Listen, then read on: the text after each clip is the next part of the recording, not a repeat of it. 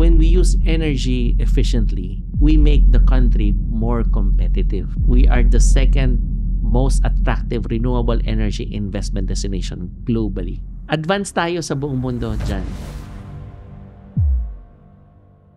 Magandang araw po sa kanilang lahat. Nandito po tayo sa episode on the Sun Podcast. Sabi nga nila, the highest energy is from the sun. Tama ba? All energy is from the sun. Ang ating bisita ngayong gabi, we talk about energy. Now and under the Secretary of the Department of Energy, tinatawag po siya na Wimpy Fuentebella, galing po sa Bicol. Magandang araw sa iyo, Yusek Wimpy. Magandang araw, Tito. Magandang araw po sa lahat ng nanonood. Kasi ano ba ang pinanggalingan ng Wimpy?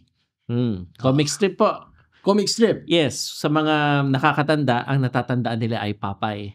Sa mga bata, it's a Diary of the Wimpy Kid. But my father used to like comic strips. Mhm. So all our names, Trixie, Wimpy, Arnie, Archie, I were see. from the comic strip. Yeah. Okay. But it's really Felix William. Felix William. The two grandfathers' names were combined. Galing. So, ang lineage po ng ating bisita ngayong gabi ay medyo illustrious from Bicol. Camarines Tama? Sur. Camarines Sur. Yeah. Alam mo, Tigaon, nakatulog na ako doon eh. Yung anyway, energy. So, what is energy really for us laymen, aside from kuryente, aside from solar, aside from whatever energy? When we talk about energy, what is it? Energy increases our productivity. Ibig sabihin, mas marami tayong nagagawa kapag ginagamit natin yung energy. Tulad ng kuryente, tulad ng gasolina, tulad ng mga ginagawa nating trabaho. Yun ang nakakapagpadami ng output. So because of energy, nagkaroon tayo ng mas mabilis na pag-unlad sa ating komunidad.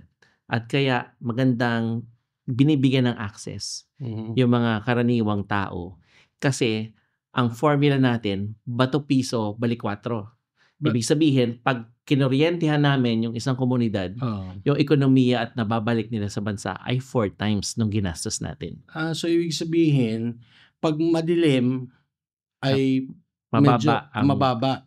Pero mababa dumadami output. daw ang population pag madilim. Ganun din pag may energy kasi ino-off lang po yun. Yung ilaw. So ngayon, alam na natin ang energy drive Sa barangay po talaga. Sa barangay. Tinuturo natin. May on po at saka off yan. Pero, di ba, ang kuryente na-generate sa hydroelectric. Maraming pinanggagalingan siya. Ano pa? Meron siyang fossil fuels or yung conventional energy na tinatawag. Diesel. Tulad ng coal, petroleum, yun yung diesel. Tapos, meron pang natural gas tulad ng sa Malampaya. Tapos meron tayong renewable, yung binanggit mo yung hydro, isa yun. Pero ang talaga mas madaling mag-memorize is Big Show. Biomass, geothermal, solar, hydro, ocean, wind. Yun yung renewables natin. Renewables, ibig sabihin, hindi siya nauubos. Whereas yung mga conventional tulad ng petroleum, tulad ng coal, tulad ng natural gas, nadideplete po siya. Pero sa atin dito, sa ating bansa, ilang percentage naman yung galing sa renewables? Sa ngayon, nandito tayo sa total energy, no? Mga 1/3 tayo, 32 to 33%. Nagsimula yan ng ilang porsyento? Mas malaki dati. Bakit ang nangyari? Ang nangyari, marami tayong mga desisyon na hindi natin pinagbasihan yung siyensya. Ang pinagbasihan natin ay politika. So, ang nasasayang lang dyan ay dapat masira yung cycle na yon. So, binibigyan natin ng metrics, no? Or parang sukat para sa policymakers at sa karaniwang tao kung bakit kailangan tayo bumalik sa sariling atin. Yung sariling ating produkto, yun yung renewables kasi atin na malinis pa. Ibig sabihin, kung may mga kapatid tayo or may kapamilya tayo na OFW, nagpapadala ng dolyar dito, ayaw natin yung dolyar na yon ay binabayad lang natin sa coal or binabayad natin sa gasolina. Kaya nagtutulak tayo na sariling atin, yung renewables natin, de-develop, at yung mga sasakyan natin maging electric vehicle para pagsabay ito.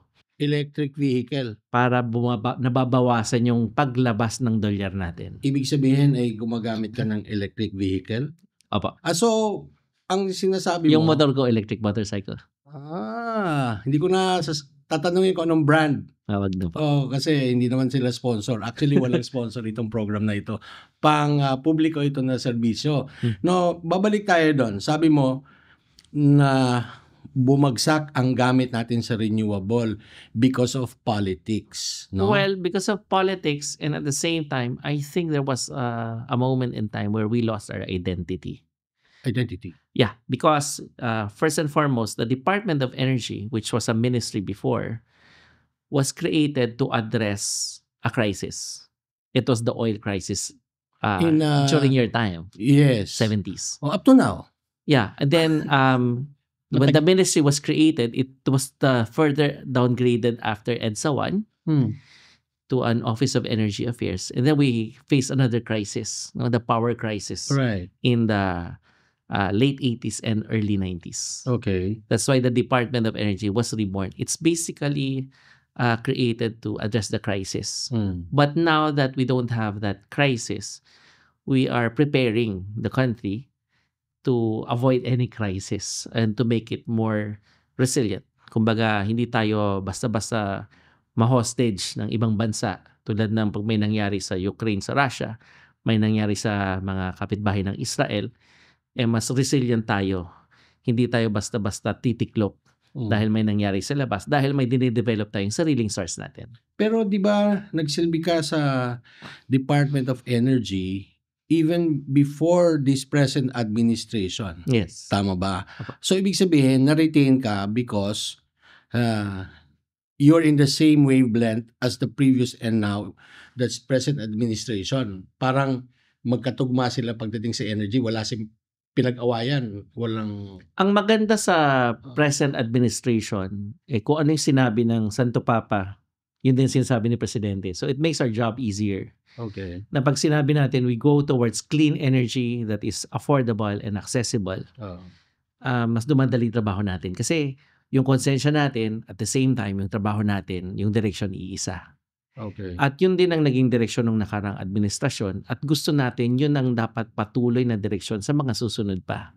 Kasi, ang trabaho namin sa departamento, sa Energia, hindi lang siya pang this term, no? It's really long term. That's why the Philippine Energy Plan is designed for 2023 up to 2050. And when 2050 comes, I'm 75 years old. But why do we have to plan that way? It's because kailangan maukit natin, mahulma natin sa mga kabataan lalo na yung bawat galaw natin is important to contribute towards that goal. Ano yung goal natin? Huwag tayong masayang sa enerhiya.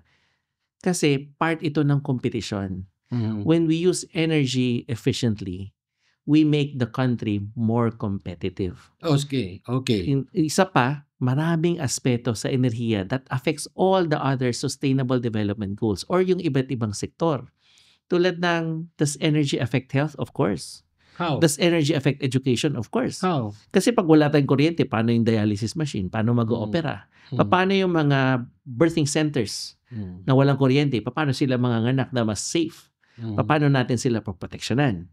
Paano natin papalamigin yung mga gamot na dapat na refrigerate? So yun sa health. Sa education, paano tayo magtuturo ng multimedia yung ginagamit natin kung wala tayong kuryente? Paano tayo magpapanood ng video kung wala tayong load?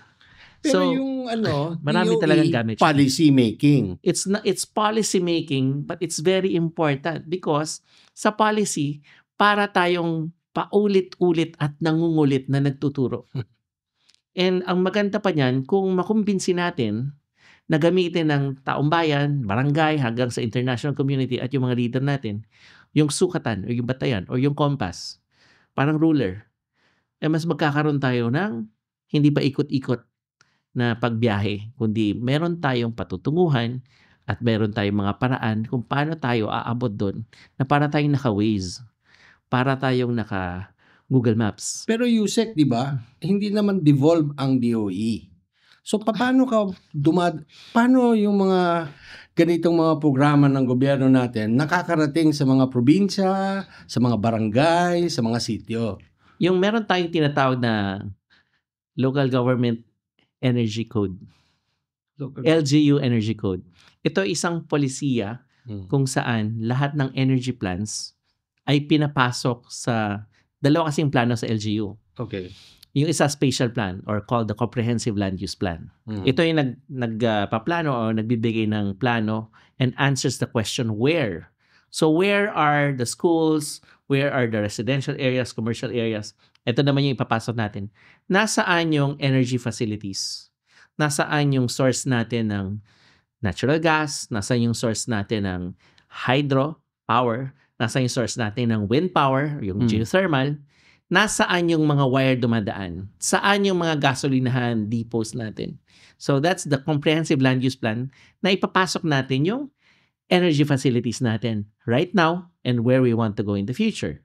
And also, nandun din yung pangalawang plano, yung Comprehensive Development Plan. It's the plan that answers the question, how much?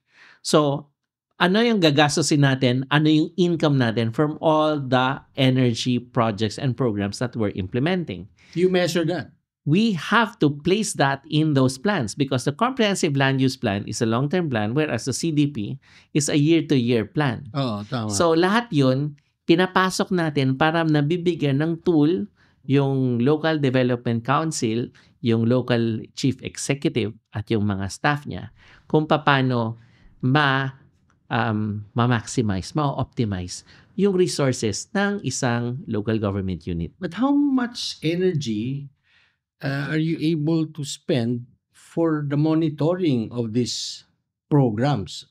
All the way to the provinces, towns, and cities. Yung compliance, may teams ka ba that go around the country, they submit it to the department and all Aside that? from the manual, what we're really working on is the app or how AI will help us in monitoring. So there are a lot of things aside from the local government units kasi sunod-sunod siya, no? Kaya importante kausap natin dito yung mga younger generation kasi mas mabilis silang maintindihan yung AI, paano siya na nagagamit. And ano yung tamang gamit na hindi fake news. So, meron tayong mga ginagawang ganon kasi tulad din sa mga big corporations, hindi lang sa LGUs, malls, yung mga malalaking gumamit ng kuryente like industries, they're required to report yung consumption nila. Kasi sinasabi rin natin sa Energy Efficiency and Conservation Law, these designated establishments should have that discipline and should have the following, not only that discipline, no, the behavior, but to have the right appliances, to have the right personnel to implement energy efficiency and conservation practices, which is only one part of the solution. But do you give incentives? The energy efficiency is an incentive by itself because you save money already. And you have, when you save around 10%, you have more options on where to spend it. You can spend it more on health. You can spend it more on hiring people. You can spend it on infrastructure. And there's also this incentive that when we have a power plant, may power plant po tayo sa ating lugar, yung host beneficiary community, merong share sa benta.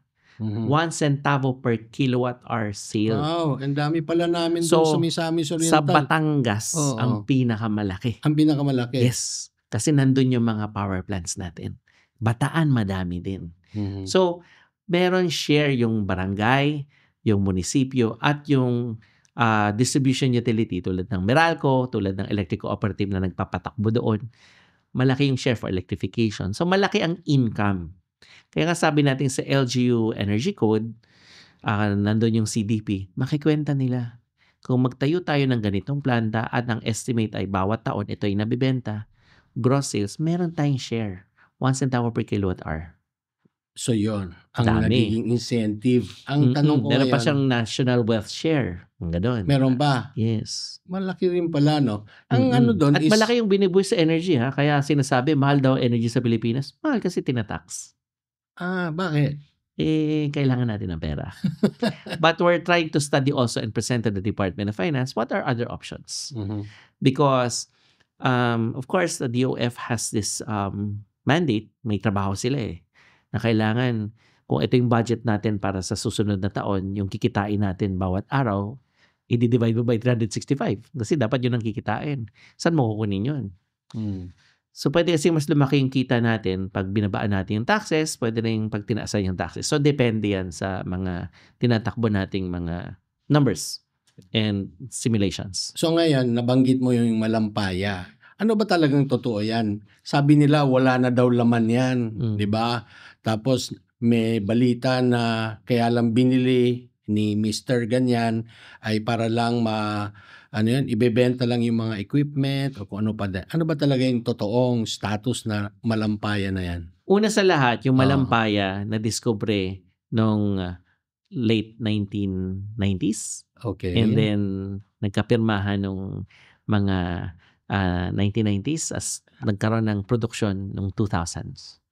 Panahon ni President Gloria Macapagal Arroyo. Okay. So yung sinasabi nating Malampaya gas field, isa po siyang basin or isa siyang lugar kung saan merong natural gas. Kaya lang para makuha natin yung natural gas na yan, may papasok tayong tubo or syringe or parang injection. So yung injection na yun, saan nakikita yun? Paano hahanapin sa buong Pilipinas yun? So parang mag-i-x-ray tayo sa Pilipinas. Pagkatapos ng x-ray, magsasample tayo dun sa lugar nang may nakita nating anomaly. Ano ba to? Tapos may tutusok tayong tubo. Commercially viable ba siya? So nakita natin meron siyang laman sa isang well. Ngayon, yung well na yon nagdi-deplete na. Pero meron pang mga katabing well na pwedeng tusukan ulit at makapaghanap ng bagong source. So bakit interesado yung mga exploration companies? Kasi exploration ang tawag dyan, no? Bakit sila interesado dito? Kasi may nakikita sila na malaking probabilidad or there's a big probability na may makuha silang natural gas. At pag nakuha yung natural gas, nandiyan na yung pipeline. Nandiyan din yung mga power plants na gagamit nito. At nandiyan din yung mga distribution utilities na bibili ng mga kuryente sa power plants na to at siservisyohan yung mga tao sa kanilang franchise area. So, nandiyan na yun. So, source kailangan to lang usage. Yes. Kailangan lang may mahanap tayo ulit na bagong well na source. So, sino yung so maraming bidders yan? Meron tayong operator sa Service Contract 38 na tinatawag, yung Malampaya Consortium. Itong Malampaya Consortium na to, dati pagmamayari yan ng mga banyaga. Ngayon, binenta na nila at nabenta nila sa mga Filipino na mga negosyante. Okay. So, yun yung maganda. Filipino rin yung tumitingin at nag-i-invest para makapag-produce tayo ng sariling atin. Ngayon, kung hindi pa ito dumating on time, yung Department of Energy gumawa rin ng strategiya that we can use liquefied natural gas in the meantime. And the liquefied natural gas or even the natural gas is important kasi kailangan natin mag-transition, lilipat nga tayo, from conventional energy to mas maraming renewable. Why? Okay. Natural gas has the ability to support the renewable energy influx into the system. Yung ngayon, present, yung 30-35% of renewables that are being Total used. energy yun. Total, Kasi sa sa power mix natin, nasa 23% siya. I see. So ano yung number one among renewables sa atin?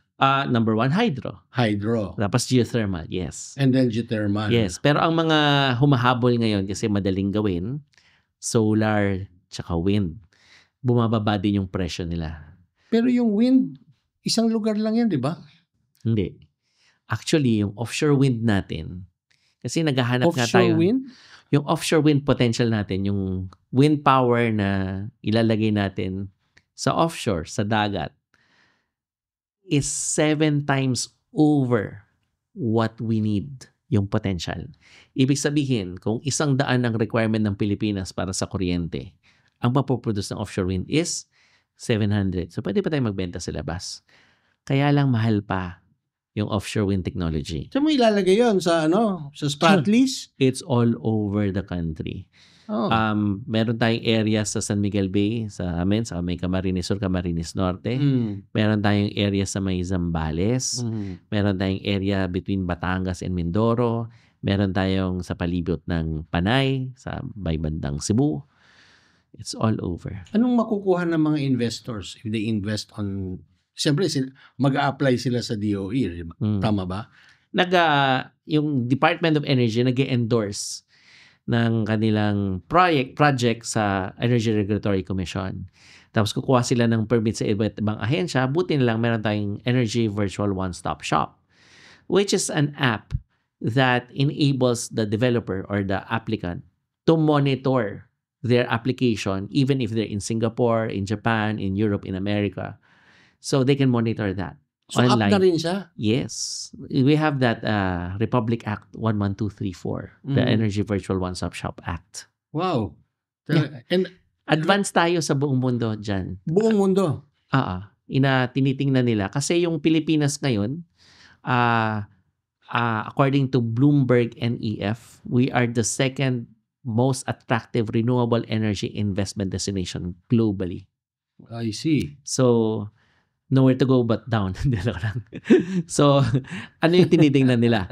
Tinitingnan po nila yung ating mga polisiya kasi maraming di rin nakakaalam sa departamento natin, sa energy sector natin. Medyo advanced din siya, although maraming kumukontra rin dito. Advanced siya kasi ito ay market sector based. Ibig sabihin, maraming options na binibigay sa consumer. At yung nagpo-provide ito ay pribadong sector din yung karamihan nagsusupply. Wala yung gobyerno. Wala. Minimal na lang kasi yung National Power Corporation under the IPIRA was privatized. No? Okay. So, why did we do this? We did this because we wanted a more efficient system and we want a more market-based system wherein kung nagkakaroon ng aberya sa isang sektor, nagkakaroon ng aberya sa isang geopolitical area na nakakaapekto sa energy sector, mabilis mag-adjust yung sistema. Ibig sabihin, self-healing sa economic terms. No?